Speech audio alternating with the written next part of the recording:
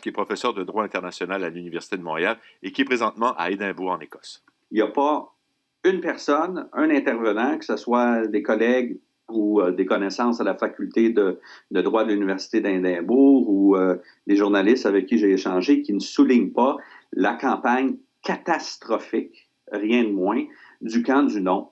L'opinion généralisée et même, semble-t-il, au sein des fervents défenseurs de l'Union, c'est-à-dire des gens qui vont voter non, c'est de trouver que Westminster a été très malhabile dans sa stratégie. A envoyé des intervenants qui apparemment se sont mis le pied dans la bouche, puis on ne trouve pas que le camp du non a fait une bonne campagne.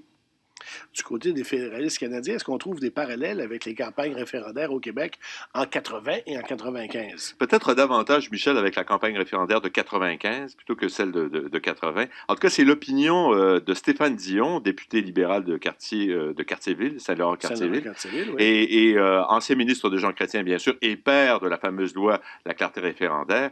Lui, il a été en contact fréquent, vous savez, avec des responsables britanniques de cette campagne. Il a prodigué ses conseils, et malgré ça, il déplore la dynamique de cette campagne, comme Stéphane Beaulac d'ailleurs, la piètre performance du camp du non, et il dresse ce parallèle justement avec les campagnes référendaires québécoises de 1980 et de 95.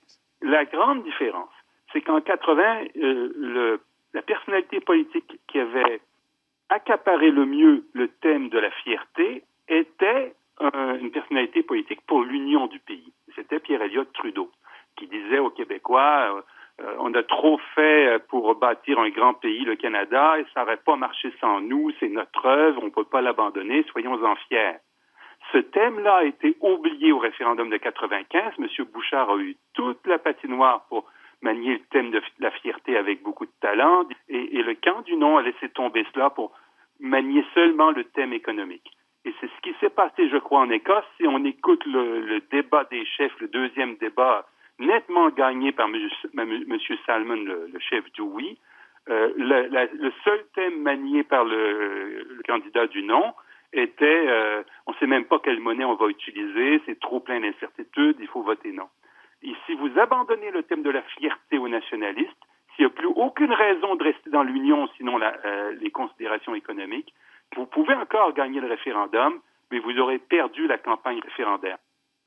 Oui.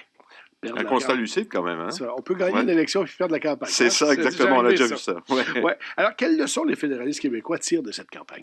Les souverainistes, alors que les souverainistes québécois, vous savez, ont insisté, on a parlé la semaine dernière, sur les similitudes avec le cas écossais, les fédéralistes, eux, insistent plutôt sur les différences. Alors, la plus importante étant l'accord préalable, évidemment, qui est intervenu entre les partis, entre les parlements de Westminster et d'Édimbourg, sur les règles du jeu de la campagne, notamment sur le libellé de la question.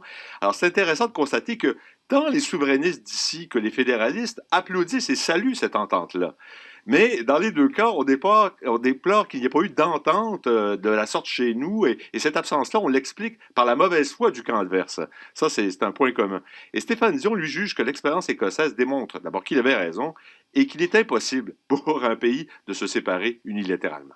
La grosse différence, c'est que les indépendantistes écossais ont accepté de renoncer à cette chimère que serait de tenter une sécession unilatérale. Ils ont bien compris que la sécession ne serait pas possible sans une entente avec le gouvernement du pays et ont accepté de faire cette entente. Il n'y aura pas de sécession unilatérale dans le cas de l'Écosse, ni de tentative en ce sens, alors que M. Parizeau, en 1995, voulait faire une sécession unilatéralement.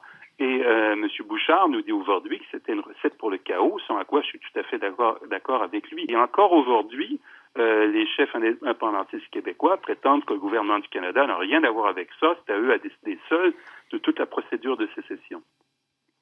Quel est l'impact et la portée de l'expérience écossaise maintenant pour l'avenir? Oui, pour l'avenir, pour d'éventuels référendums chez nous, éventuellement.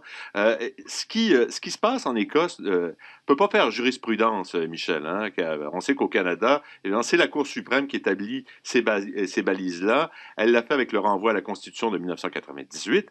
Bon, ceci dit, comme l'explique le professeur Beaulac, l'expérience écossaise peut faire figure à tout le moins de précédent important à l'échelle internationale. Et ça, c'est quand même pas rien. Ça peut inspirer éventuellement les protagonistes d'un futur référendum au Québec. Ça peut les guider dans la définition, par exemple, ce cas écossais, des modalités d'un nouveau référendum. On s'est entendu sur le processus, sur les modalités, sur les dépenses, sur les façons de faire la publicité. Et deux items, deux aspects fort importants, le libellé de la question et le seuil. On a négocié ça, on s'est entendu pour une question qui était pour tenir à 6 mots. Alors, c'est difficile d'imaginer une question plus claire que la question « Should Scotland become an independent country? » Et un peu la contrepartie, si je puis dire, de Westminster a été d'accepter finalement que le seuil de 50% plus 1 était pour être suffisant dans les circonstances.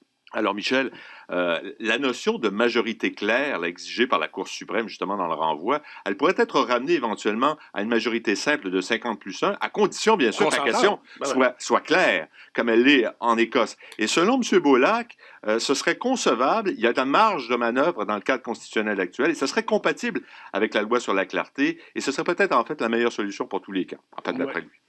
C'est bien possible.